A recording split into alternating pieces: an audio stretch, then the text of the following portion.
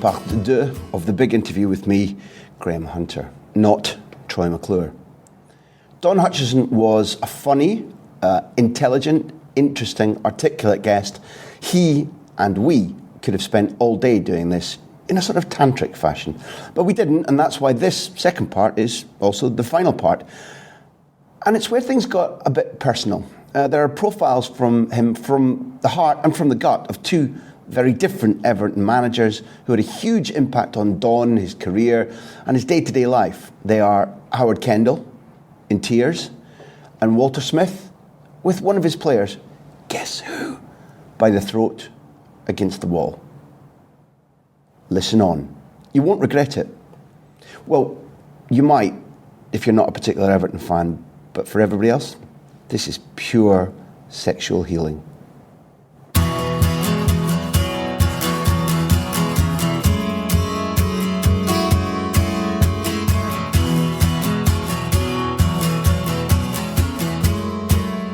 You were born at around the same time as Pep Guardiola. And in the year that you were born, Everton were English champions. And they were driven by the Holy Trinity, as they're called. Colin Harvey, Alan Ball, and Howard Kendall. And Howard was making his debut aged 17. Yeah. Colin Harvey was the white Pele aged 16. Bally was at Blackpool aged 17, won the World Cup aged 21. It is, of the three of them, it's Howard Kendall who's the one that affected you most. Definitely. And it's going to be quite a complicated subject because, you know, if we start at the back end, there's no doubt that the way in which the latter part of his life wasn't necessarily the real Howard Kendall. The Howard Kendall who was apparently an outstanding midfield footballer. Outstanding.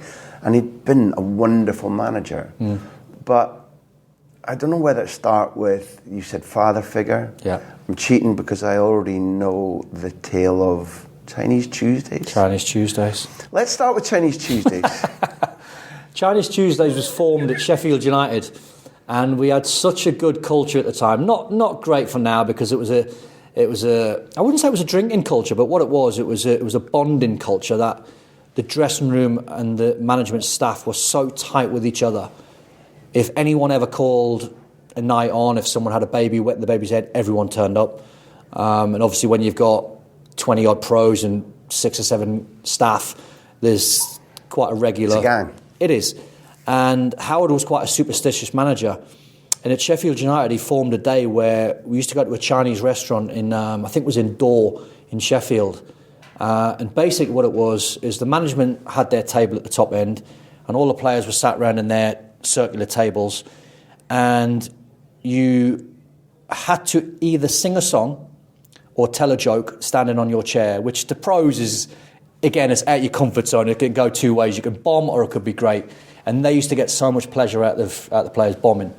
So it was either sing a song or tell a joke. If you heard it before, you got fined a £5. If the song was crap, you got fined a £5.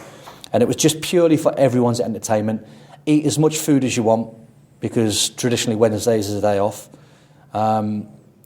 Drink as much as you want, because afterwards the married and the guys that were in a couple would then go home. The single lads at the time would turn that Chinese Tuesday into a nighttime stroke 2-3 in the morning, headache next morning, come in for Thursday. So anyway, we went through Chinese Tuesdays at the start of the season by winning and drawing most games, didn't really lose.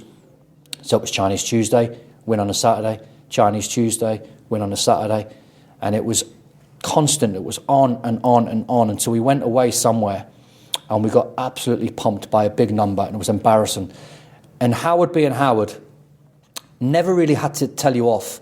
He had a look about him that when he thought you'd let him down, it was gut-wrenching. Horrible feeling to know you've let the nicest man, the most caring, kindest man, the man who, in my opinion, loved football the most out of not every manager, because Graham and Kenny, they all adore, and Harry, all of them, they all adore their football. But if you're picking a room in any environment, whether you're sitting in here, whether you're sitting downstairs in a group of lads, a group of men and a group of women, he'd be the most charming man in the world to the women. He'd be the guy you want to talk sport with, especially football, but can hold a conversation with anyone. He's the guy you'd pick. Anyway, so we got That's pumped. Big praise. That's nice. Yeah, to hear. no, Lovely to hear. and we got pumped away from home, and he hammered the goalkeeper. Left a little bit on the centre half and the full back. So he looked at me, he just gave me a look, which was just heart-wrenching. It was gut-wrenching. It was horrible. And he moved on and he nailed everyone and he just smashed everyone for about 15 minutes. And then he went, right. He went, you know what will hurt you the most? And we went, what? And then he went, Chinese Tuesdays are finished. And with that, every single player, instead of getting hammered for their football abilities, and the type of game was what every footballer just putting their head in their hands and went, no, Chinese Tuesdays is finished. And with that, he went, don't panic, they're now on a Wednesday.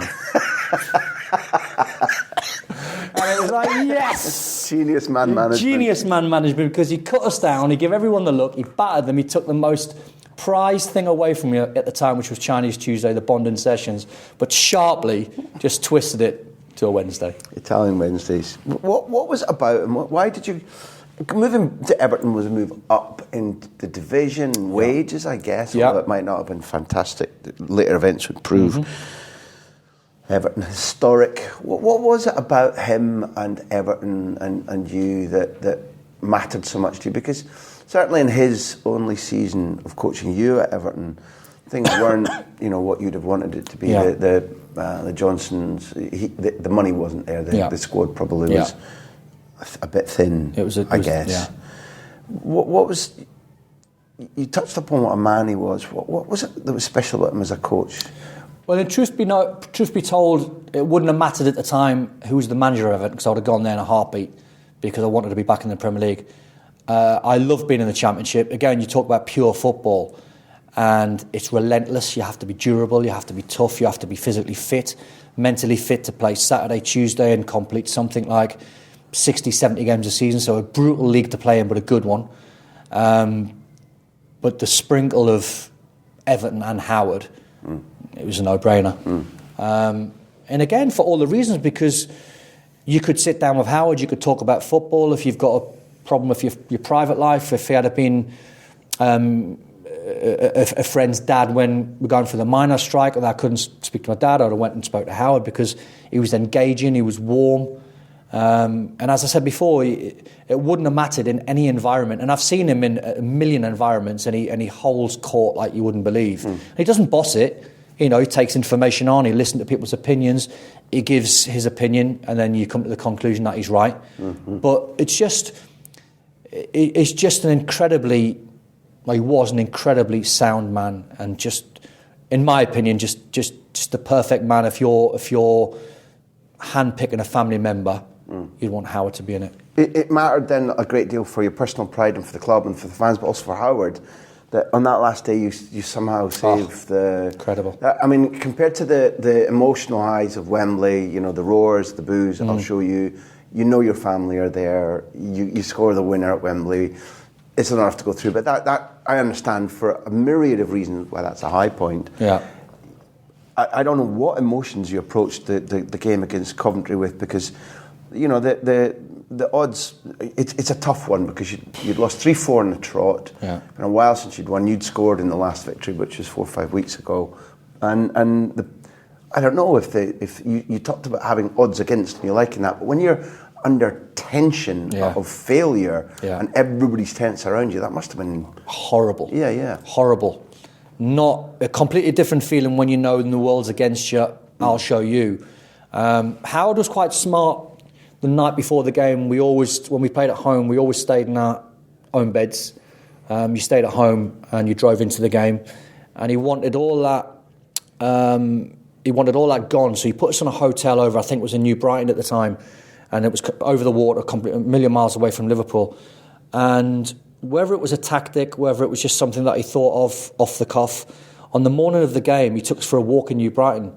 And bizarrely enough, he took us to a little patisserie, and we all had tea and scones and cakes the morning of the game. Yeah. Maybe just for that hour, you could take away the pressure that was going to be coming in a few hours' time. And we went for a lovely sunny walk, had a tea and a scone, and we got back. And then once we got ready and got on the coach, I don't think I've ever felt any pressure in my life of when the coach arrived, the main entrance at Goodison Park, And normally when you arrive at any ground, there's probably a couple of hundred people, a couple of thousand max. The coach couldn't get down the street. There must have been 20,000 people on the streets, on the curbs, on the streets, in the bars, out of windows, and the majority were banging on the team coach. The majority was singing. You could actually see the fear in the faces of the people that were going to be coming through the turnstiles in an hour's time. And it was a real moment where you were absolutely bricking it. Because it transmits, doesn't it? Of course it does, because you know anyway what the game means to a club like Everton that have never been relegated. You know for your personal pride you don't want to be going into the Championship. You know the manager, Howard, doesn't want to be in the Championship. You know what it feels like for him because he's an Evertonian and he doesn't want to be the man that takes them down. And then you see the streets lined with 20,000 fans and you can see it in every boy and girl, man and woman. They are petrified on what's going to happen. And you're in that team coach and it normally have a little bit of music going on to try and drown out anything. It was silence. It was horrible. It was every person just sitting there thinking for yourself. And when you're thinking for yourself in those sort of scenarios, you're always thinking of worst case scenario. You're never thinking, we're going to win this today, it's going to be comfortable, we're going to stay up, there's going to be a party afterwards. You just think, this is horrible. This is literally the worst drive and the worst 20 minutes going into the dressing room I've ever had. The opposition manager is Gordon Strachan. It's Coventry. Yeah. You need Bolton not to do as well as you at Chelsea. At Chelsea, which I think was a reasonable bet. But you guys... But it was. I think memory serves me right. But it was goal difference. So if Bolton get a draw and we lose, we're gone. It's relegation. It's relegation. Is the game gone now? Did it imprint on your memory? Never leave me. Seriously, the actual game is seriously. Not in terms of how the 90 minutes went. Before the game, bits of the game where Gareth Fowler scored the best goal he's ever scored in his life with his right foot, which he had no right foot whatsoever, and he stuck it in the stanchion, and we all just dive on him in the corner flag. And then all of a sudden, I don't know at what period of the game he scored, no idea. I've got no idea on what the team talk was like at half-time. I remember the team talk before the game. Half-time's a blur. The second 45 minutes was the longest game of football I've ever played in my life. I don't even know what the score was at half-time. I don't know who were 1-0 up. I don't know if it was 0-0. Okay, then I'm surprised. Okay. And then Dion Dublin scores. Yeah, very late. Very late, which felt, again, I don't know minutes, but it felt as though if you could take me back and you go, Dion Dublin scored, how long's left? It felt like 20 minutes, even though it might have been 5. I don't know. Because the game was just so slow and we had no real clue how the game was going. No, I tell a lie. There was parts of the game we didn't know how Bolton were getting on at Chelsea. Then we realised through the fans how the game had gone. But still, one more goal for Cov sends us down. Yeah.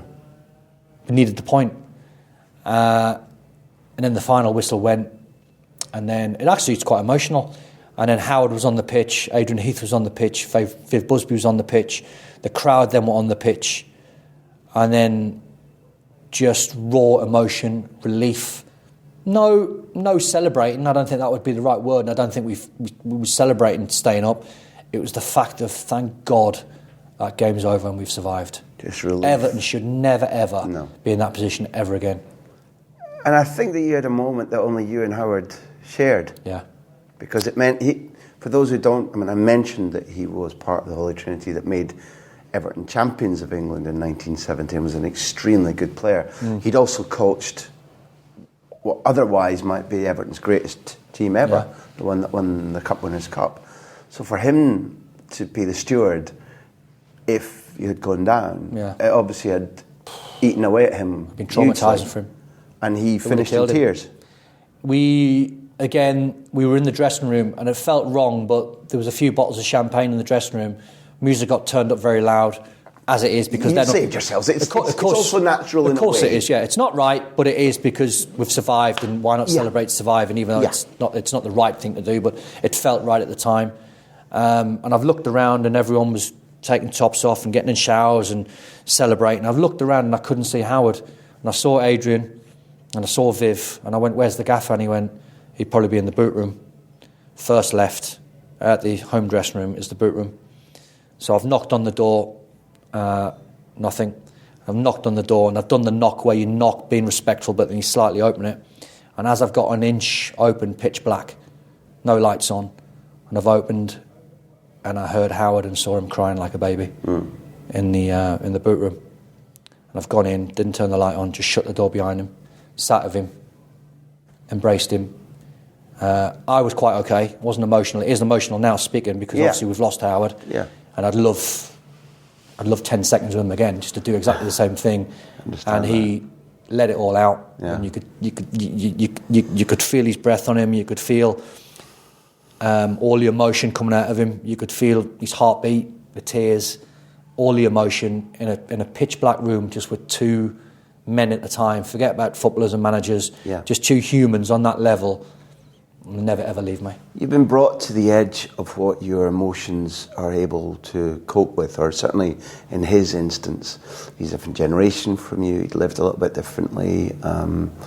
He was more attached to Everton than you. It's part of the magic of football. It can do such devastating things to you, but you know that redemption is there. You know that a new start is there by August or July, and that the highs are as awesome as the lows are dreadful. Yeah, it's really a remarkable thing of the sport that we love so much. Yeah, and a lot of people, because a lot of fans don't really think essentially players care. Yeah, but they do.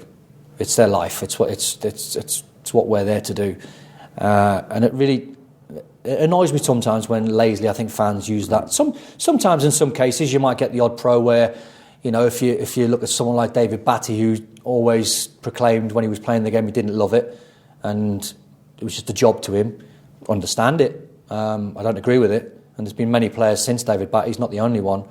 But you realise when you have a moment like I had in the boot room or Howard that day, you know that people do care. I'll lift the mood a little bit. Our sponsors, Bit365, have also asked us, and it's handy that you've brought us to what happened on Chinese Tuesday. If you had a karaoke song, what was your karaoke song? Brilliant question.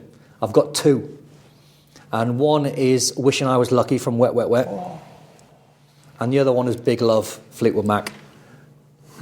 Okay, now, that's quite a range of... my music is very eclectic. I can go through hip-hop from the 90s. I can go... Stone Roses is my favourite ever band. Thank you. Yeah. I kind of knew that from some of our chats on Twitter. But... Yeah, constantly sending you lemons. But I don't know what's happened to me where... The 80s, I just love the music. Yeah. It's just easy, and it's just, you know, you can go anywhere from Boy George to Spandau Ballet. Good man. To Duran Duran, to, you know, Visage. You can go anywhere across that.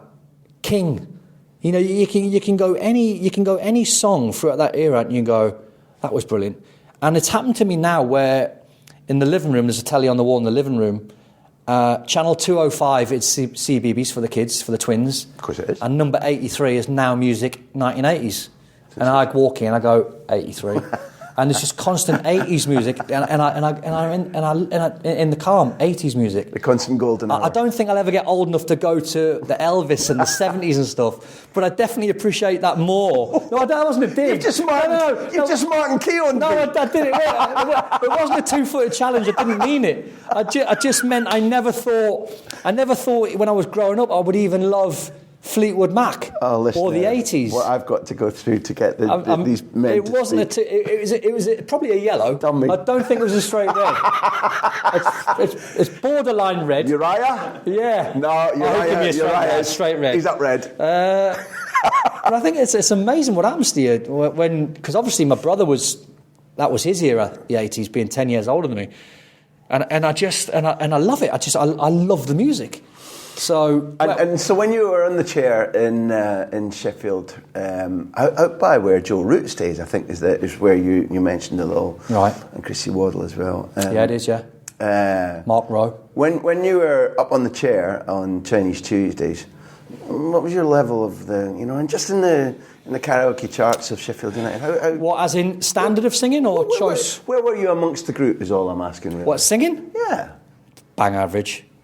I'd like to think when I'm in the car I'm a 10 out of 10. There you go. That's because all. you turn it up and you nail Big Mac or Wishing I Was not Big Mac, Fleetwood Mac, excuse me.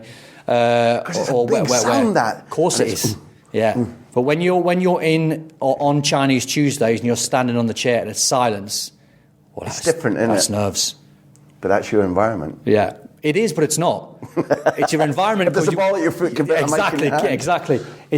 You're in your environment with your pals, but you're completely out your comfort zone because you know they're going to nail you.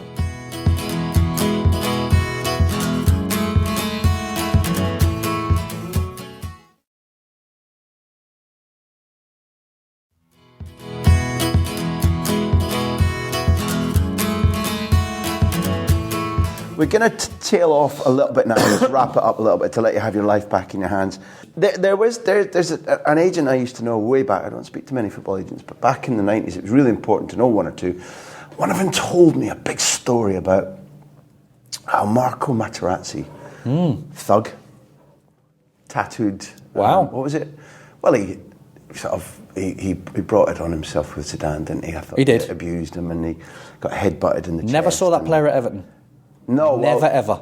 Well, don't know what happened to him. That's kind of the thing I'm going to ask about, because the tale I was told was that quite often thug or not, maybe I used the wrong word, but he's a big lump of a man. Yeah. He's a fairly big, covered in tats, petrified to go in at half-time after a bad display to face either the soft and gentle Walter Smith or the genuinely irascible Archie Knox. Does that ring bells with you? Yeah. Marco came over and we were building an unbelievable side on the Walter. We'd signed John Collins. We'd signed Marco Materazzi. Yeah. Olivier Dacour. Dacour could play. Nice. Kevin Campbell from Turkish football. Yeah. We already had a good crop of youngsters, people like Michael Ball. Richard Goff came at 39, I think. Dave Watson at 38. But honest, good pros. So you had a very, very good mix, and you could see where the club was going.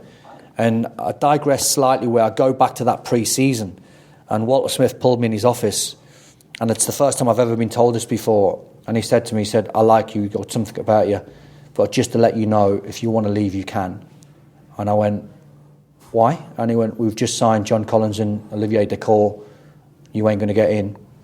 And I went, I will. And I went, I'm not leaving. And he went, why'd you say that? And I went, because I'm better than them two. Because I was experienced, I had a bit of balls about me where I wouldn't have said that in a million years if I was a teenager. But I believed in my ability. And I walked out the door. And pre-season was pre-season. And then, as all managers do, or certainly did back then, he put an 11v11 on at Goodison Park a week before the season starts. And managers always pick their 11 that's going to start against the reserves, stroke youngsters. And in his first team, were to the left-hand side, kicking away from the Gladys Street end. And I was with the youngsters, reserves, playing against the first team to the right-hand side. And the game kicked off, and I done the most horrendous tackle on Olivier Dacour ever to test him. It wasn't to hurt him, wasn't to put him out of the first team whatsoever. And I was never that sort of player. I would never cost another man's career. It was, what are you made of? Yeah. And he come back the two-footed challenge, and the two of us kicked the life out of each other for 90 minutes. And it was just absolutely brilliant knowing we've got someone like him in the side, and I've got to go past him to get in the team. And then John Collins was playing, and he took a couple of naughty tackles as well. And Walter knew that I wasn't going to back down. And again, I don't know timescales. It felt like within a week or so, or certainly a month, the midfield three was me, Dacour and John Collins. And it was all because I said, I ain't leaving, I'm better than them two. And probably all to do with how that 90 minutes went. And of course he was going to play, and of course John was going to play. But I'd like to think Walter saw enough of me, character-wise, to half think, no, we need him in the side as well. Well, you read Walter well there, because, you know, for all his abilities, whatever else he is, he's a hard man. Very hard. Very. And Archie, for all that underneath, he's probably not quite what he appears. He's probably the one who's had more players. I had the most strangest thing happen to me under Walter, and it was, I think it was the year later, pre-season, over in El Choco, over in Pisa. Is it Pisa? Beautiful place. Beautiful place. Choco is kind of famous for not just the training, but the excesses of a night time. There's a nightclub around the corner, which I think was 24 hours. We got let off one night, and I think, and if I'm sure you've been. Have you been? Yeah. Yeah, and there's just pictures of the greatest Milan sides, the greatest Juve sides, all the top sides around the world have all been to Choco for pre-season. Lovely hotel, sensational food. Drive literally round and round a mountain till you get to the top, and then there's a football pitch at the top. It's just the most idyllic place you'll ever go in your life. And my contract was running out, and I was constantly nagging away at the gaffer, Walter, for a new contract.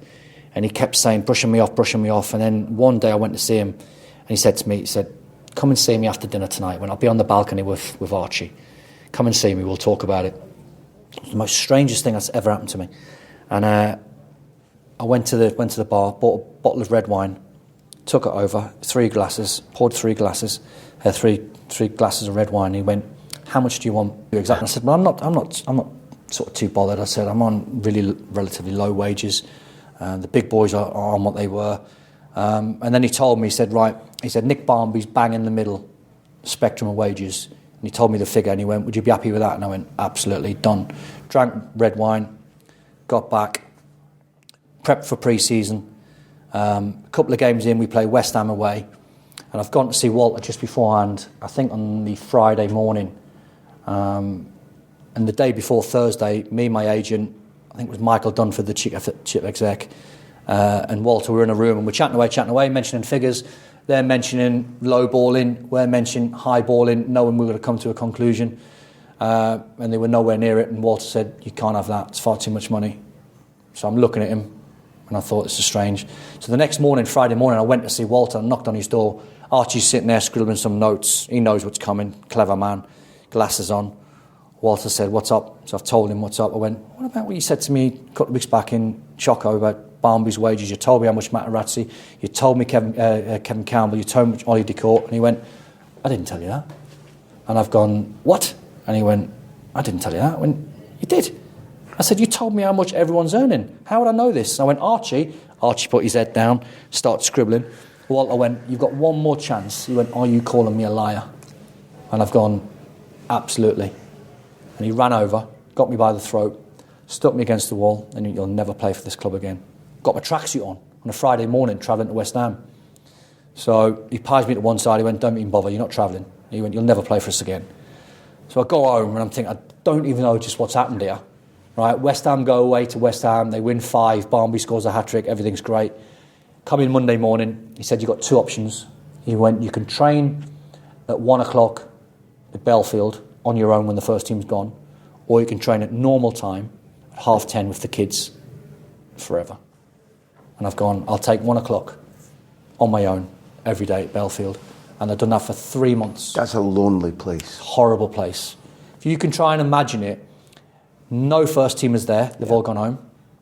Only ones left are the injured boys. The staff are in a difficult place because they want to be your mate because you're their mates, and you have been for years. But they're worried about Jimmy, the kit man, who's been there for donkey's years. Jimmy's Jimmy, he knew how to handle people. And they can't afford to be overly smiley because their boss is Walter, effectively. So it's a real horrible, difficult place to be. And then a long story short, he got loads of injuries, got back in the side, scored against Leicester away, and everything was fine. But I've never been tested like that in my life, apart from Walter Smith again. And according to Ali McCoy, this is a trick he tried at Rangers, and I didn't know this whatsoever. And you think that one was bizarre. This one was really left field. We played Leeds at home, and I think the game was 0-0, and I played really well. And Walter took me off with about 20 minutes to go, and the crowd have booed his decision. And I'm sitting there, and I could feel Walter not even looking at the game anymore. He's now looking down the subs bench for a reaction, and I could feel it. And the crowd have booed his decision. I thought, don't say anything. And I've been here a million times where I've always thought, don't say anything. He knows you're in the right place here. But again, what happens is your emotion takes over. And I was calm, and the game finished, and we went in, and we sat there. And there was probably about 30 seconds of silence, and then Walter let rip at me for my reaction. And it was perfect. I never done anything. And he caned me, and he went after me, and he was prodding me, and he was nudging me, and he was provoking me. And everything on my shoulder, the monkey on my shoulder was going, don't say anything. You're right, Gaffer's wrong. The other monk, he's saying, you're going to have to stand up for yourself, yeah? Because you're looking a little bit weak. And I stood there and I thought, no, I'm not going to say anything. And anyway, he went on and on and on until I snapped. And there was about 24 bottles of Lucozade and some waters, and I picked up the Lucozades and I threw them in the air. And I went, don't be coming for me. I went, the crowd out there have let you know how bad of a decision that was. Well, it's exactly what he wanted. Now he's got every right now being the manager. Seeing Rizzo Sarri going through the same thing at Chelsea. He ran over, got me by the throat, stuck me in the showers. Literally, I felt like he lifted me off the wall by an inch or two. Get home, you'll never play for this club again.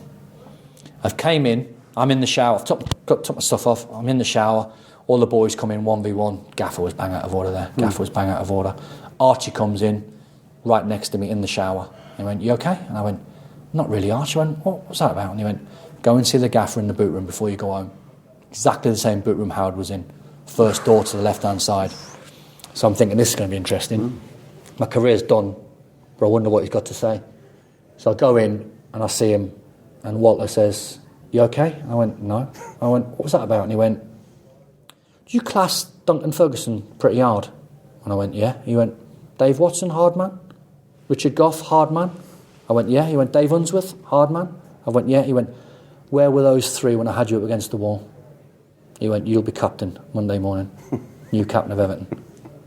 And I got on my car and I'm just thinking, I've lost track of what this game's about anymore. I don't know what's for real. I don't know what's happening anymore. I've gone from never playing for the club again to now Duncan Ferguson being stripped of the captaincy and me being the new captain on Monday morning. Apparently, I don't know if it's true or not, but apparently Ali said he'd done the same thing at Rangers. I don't know if that's a fact. There are a few to step forward at Rangers in that. But can you imagine if I listened to the other monkey and just went nothing, I'd have been finished. So he was testing my character. You'd have betrayed, I think, as well as we've all got a snapping point. Exactly. And you'd had a build-up of things that would make you potentially snap. But I got back to, there's your background. There's what you learned in the house. There's where you're raised. There's your neighbourhood. There's competing in the church hall. There's the thing about, no, I've got a line.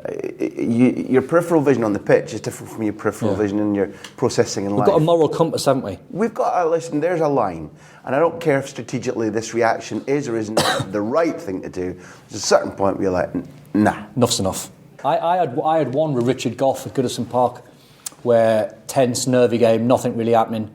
And we've got a corner against and he's barking orders at me, Richard Gough. And I've given him some verbal abuse as players do to each other. It doesn't really mean anything, but it is what it is on the park. And we've come eyeball to eyeball as just about the corner's going to come in. And he screams some abuse at me and I pushed him. Which is a big no-no to your teammates. At the Gladys Street end. Gladys Street end went immediately straight against me. Never do that to a fellow pro.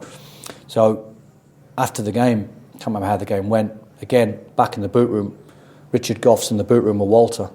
And Archie said, before you go, you went, Gaffer's in the boot room with Goughy. They want to see you. You know what Goughy's like, hard man. Come mob-handed. So my rationale was, he can punch me once.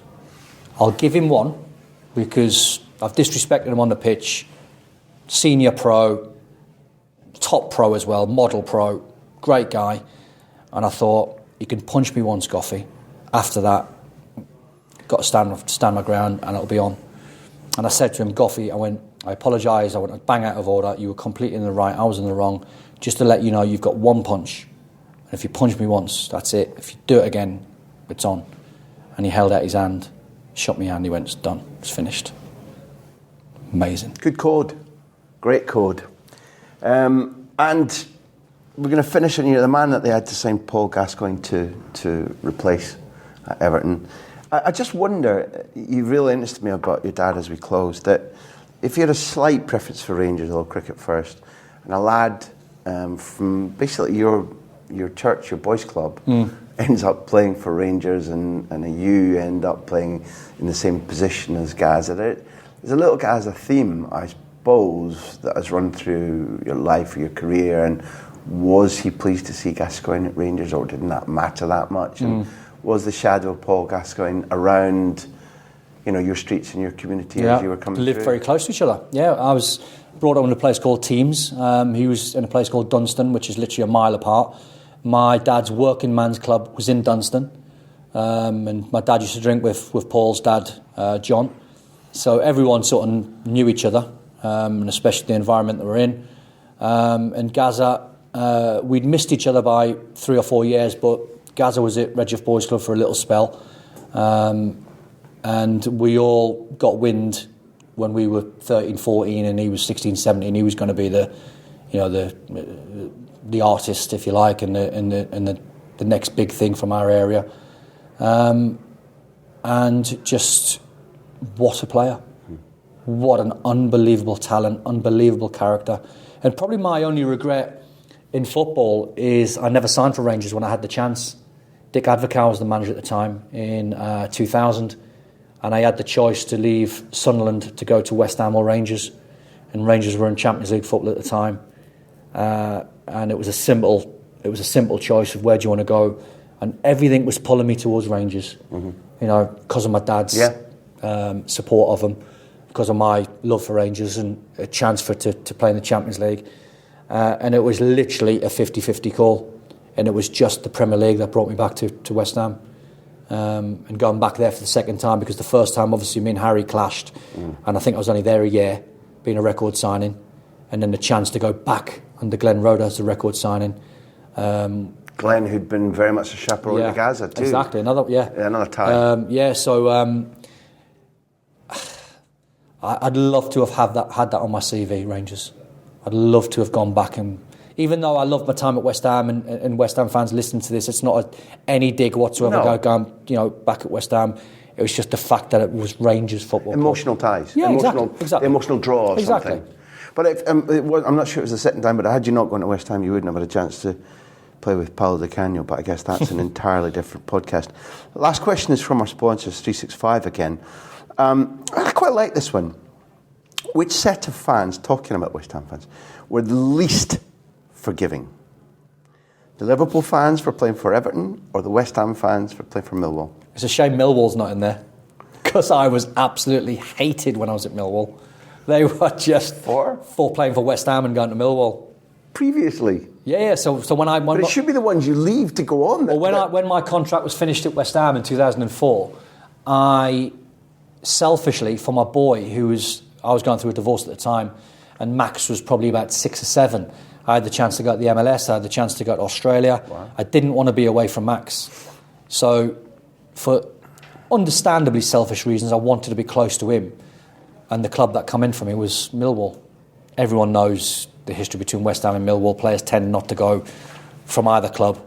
And the minute you walk through the door, it is hatred and it is hostile and it was language, F off back to West Ham, you, this, that and the other. And it was 6 months of that, and I had to phone Adrian Heaton and literally say to him, get me out of here. And he was at Coventry.